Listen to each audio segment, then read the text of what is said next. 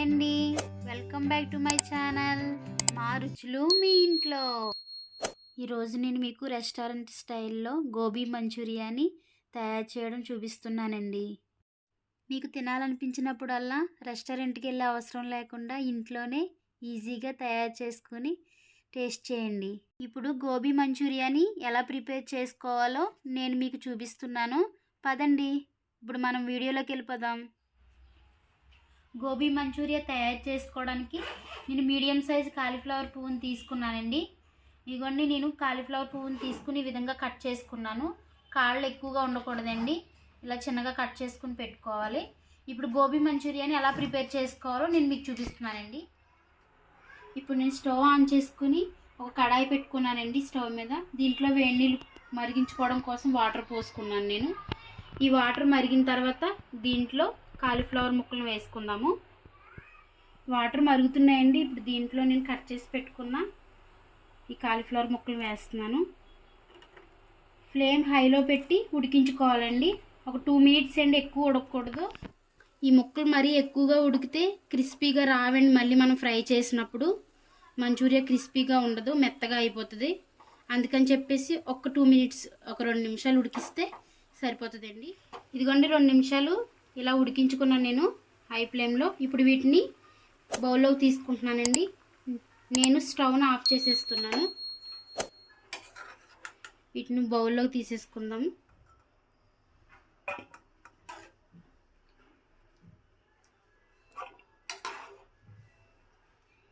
చూసారు కదండి, మరీ ఎక్కువగా ఉడికించలేదు నేను. బౌల్లో తీసి పెట్టుకున్న ఈ కాలీఫ్లవర్ ముక్కల్లో సాల్ట్ వేస్తున్నానండి.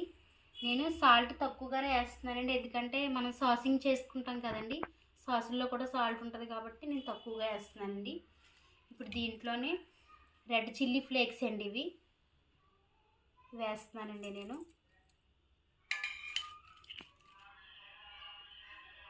మిరియాల పొడి అండి ఇది, పెప్పర్ పౌడర్, దీన్ని కూడా వేసుకుంటున్నాను. 1 టేబుల్ స్పూన్ మైదా వేసుకుంటున్నానండి.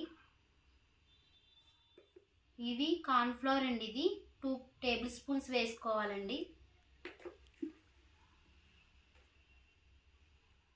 తెలుసు కదండి, కార్న్ఫ్లవర్ వేసుకోవడం వల్ల క్రిస్పీగా వస్తాయని. ఇప్పుడు వీటిని కలుపుకోవాలండి. ముక్కలకి కొంచెం తడి ఉంటుంది కదండి, మొత్తం ముక్కలకి కోటింగ్ పట్టేస్తే పర్లేదండి. సరిపోకపోతే కనుక చాలా తక్కువ వాటర్ అండి స్ప్రింకిల్ చేసుకోవాలండి, ఎక్కువ వేయకూడదు.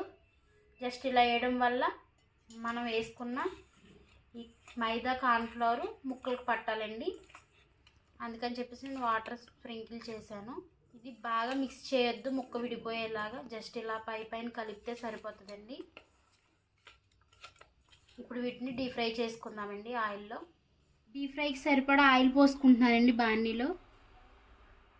ఆయిల్ వేడైందండి. దీంట్లో ఇప్పుడు నేను ఈ కాలీఫ్లవర్ ముక్కలను వేస్తున్నాను.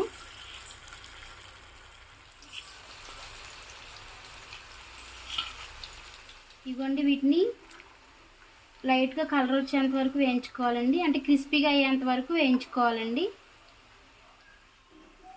మీడియం అండ్ హై ఫ్లేమ్లో అడ్జస్ట్ చేసుకోవాలండి ఫ్లేమ్ని. అప్పుడే మనకి క్రంచీగా వేగితాయి, క్రిస్పీగా.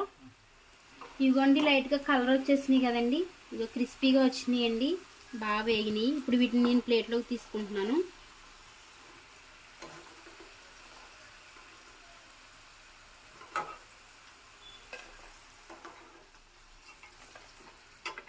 మిగతా ఉన్న గోబీ ముక్కలను కూడా నేను ఆయిల్లో వేస్తున్నానండి. సేమ్ అలానే వేయించుకోవాలి.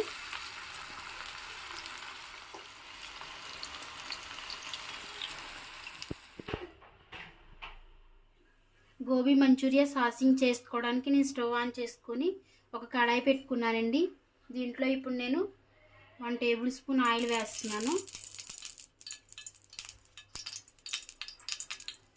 చిన్నగా తరిగి పెట్టుకున్న వెల్లుల్లి ముక్కలను వేస్తున్నానండి. వీటిని ఇప్పుడు వేయించుకుంటాను.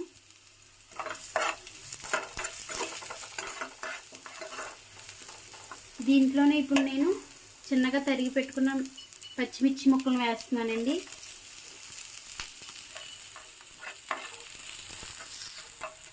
దీంట్లోనే ఇప్పుడు నేను చిన్నగా తరిగి పెట్టుకున్న ఉల్లిపాయ ముక్కలు వేస్తున్నానండి. వీటిని ఫ్లేమ్ హై అండ్ మీడియం ఫ్లేమ్లో వేయించుకోవాలి. జస్ట్ సాఫ్ట్గా అయితే సరిపోతుందండి, బాగా వేగనవసరం లేదు.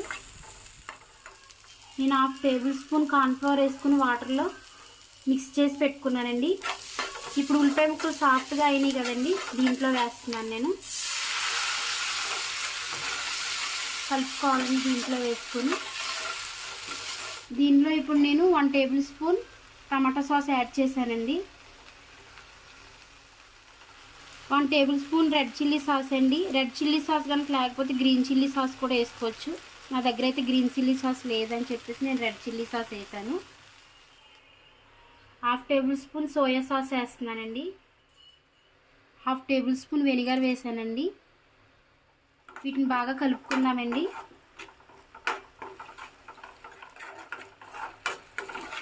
నేను దీంట్లో రెడ్ చిల్లీ కారం కట్ట నేను ఏం వేయలేదండి, ఓన్లీ పచ్చిమిర్చే వేసుకున్నాను. సాసులు వేసాం కదండి, కారం వేసుకుంటే టేస్ట్ ఉండదు. దీంట్లో నేను టేస్టింగ్ సాల్ట్ కూడా నేను ఏం వేయలేదు. దీంట్లో ఇప్పుడు మనం వేయించి పెట్టుకున్న ఈ కాలీఫ్లవర్ ముక్కలు వేసేస్తున్నానండి.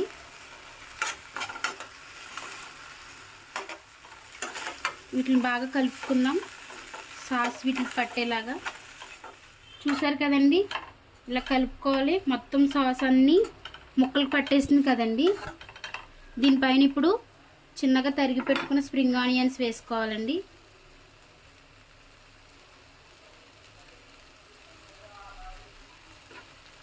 అంతేనండి, వేడివేడిగా రెస్టారెంట్ స్టైల్లో గోబీ మంచూరియా ఇంట్లోనే చాలా ఈజీగా తయారు చేశానండి. చూసారు కదండి, ఎంత ఈజీగా ఇంట్లోనే గోబీ మంచూరియా రెస్టారెంట్ స్టైల్లో తయారు చేశానండి నేను. చాలా టేస్ట్ ఉంటుందండి, సేమ్ రెస్టారెంట్లో టేస్టే వస్తుందండి. మీరు కూడా ఇంట్లో తప్పకుండా ట్రై చేయండి, టేస్ట్ చేయండి. ఈ రెసిపీ మీకు నచ్చినట్లయితే లైక్ చేయండి, షేర్ చేయండి. మా ఛానల్ కొత్తవారు చూస్తున్నట్లయితే సబ్స్క్రైబ్ చేసుకోండి, సపోర్ట్ చేయండి. థ్యాంక్ యూ అండి.